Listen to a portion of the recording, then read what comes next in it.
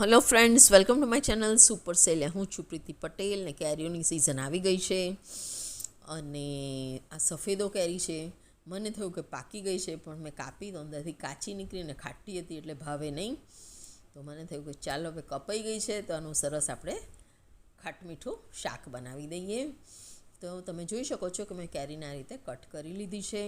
હવે આપણે વઘાર કરીએ તો એમાં આપણે લેવાના છે બેડગે મિરચી, બહુ જ બધા મરી, લવિંગ અને બીજા મસાલા લકડિયાના ડબ્બામાંથી લઈશું.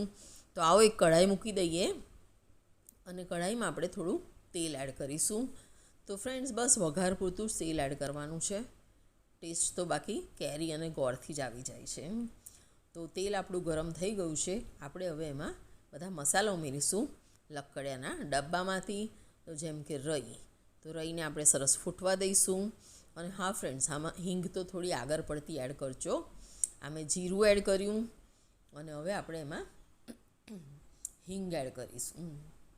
તો રઈ, જીરું અને હિંગ એડ કર્યું છે અને બધું સરસ ફૂટી ગયું છે. તો હવે આપણે એમાં એડ કરીશું મરી અને લાલ મરચાંનો વઘાર કરીશું.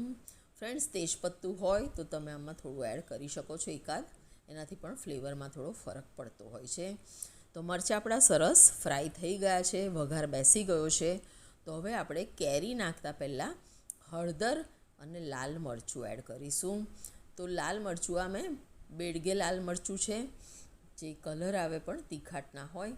અને સાથે હળદર ઉમેરી દઈશું. તો મરચું પણ આપણું સરસ તેલમાં થોડું ફ્રાય થઈ ગયું છે. મરચું બરે નહીં એનું ખાસ ધ્યાન રાખવું. ધાણા જીરાનો પાવડર મેં ઉમેર્યો છે અને બધું સરસ આપણે આ રીતે તેલમાં ફ્રાય કરી લઈશું. તો વઘાર આપણો સરસ બેસી ગયો છે, મરચાં શેકાયાની સ્મેલ આવી ગઈ છે. તો ચાલો હવે આપણે એમાં એડ કરીશું થોડું પાણી, જેથી આગળ વઘાર આપણો બરે નહીં અને આપણું શાક સરસ બને. તો પાણી એડ કરી દીધું છે. તો હવે આપણે એમાં એડ કરીશું એક એક કરીને કાપેલી કેરીઓ. તો ફ્રેન્ડ્સ, આ મેં 2 કેરી લીધી છે, જેને મેં કટ કરી લીધી છે.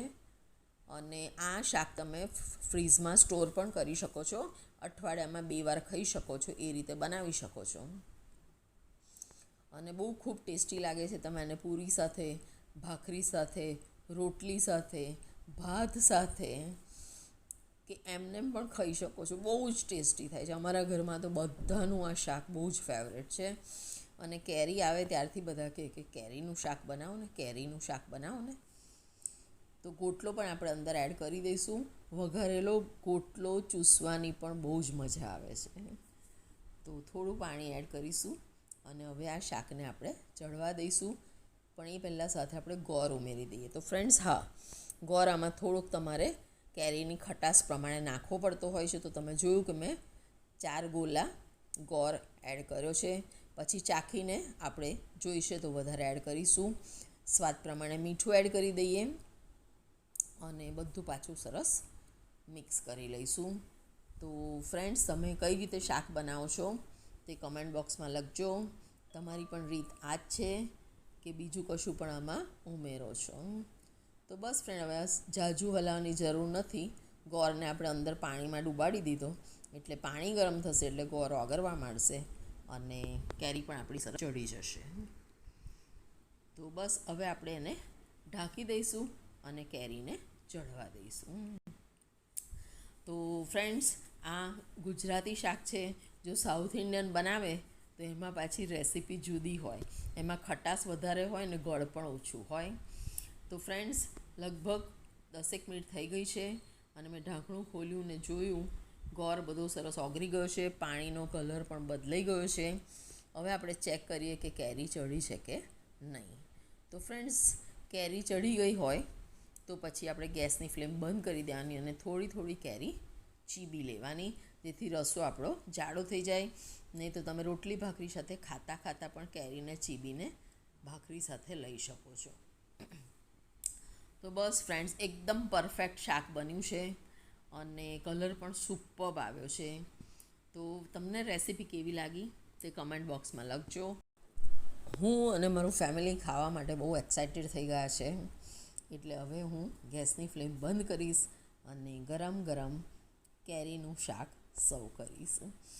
તો ફ્રેન્ડ્સ, તમે પણ ટ્રાય કરજો. એકદમ સિમ્પલ રેસીપી છે, બહુ જ ટેસ્ટી શાક બને છે અને તમે જેની સાથે ખાવું હોય એની સાથે ખાઈ શકો છો.